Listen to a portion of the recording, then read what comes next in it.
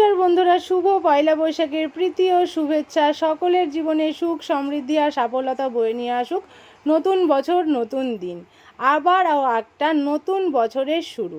তো আশা করি সবাই সুস্থ থাকুক, ভালো থাকুক, ঈশ্বরের কাছে প্রার্থনা করি সবার নতুন বছর ভীষণ ভীষণ ভালো কাটুক, সবার জীবনে সাফল্য আসুক। তো এই দিয়েই কিন্তু দেখো সব ঠাকুরের কাছে প্রার্থনা করেই আমার আজকে দিনটা শুরু।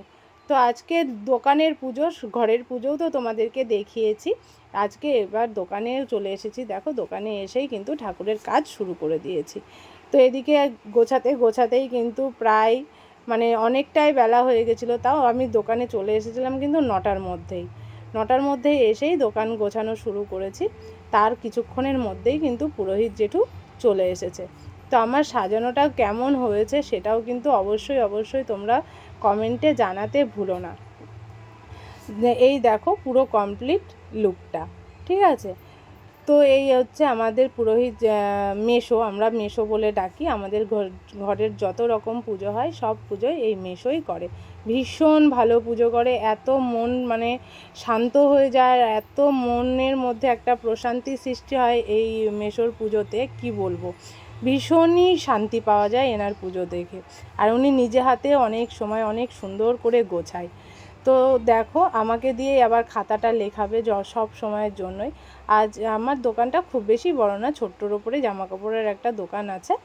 তো পুজো তো প্রায় হয়েই এসছে, তো সবটা তো তোমাদের সাথে শেয়ার করা সম্ভব নয়। যতটুকু পেরেছি ততটুকু। তো আবার বিকেলবেলাও একটা ছোট্ট করে অনুষ্ঠান আছে, সবাই তখন আসবে, সেটাও তোমাদেরকে দেখাবো। তো বন্ধুরা, এই পাশে বসে আছে তোমাদের দাদা, অঞ্জলি হবে এবার।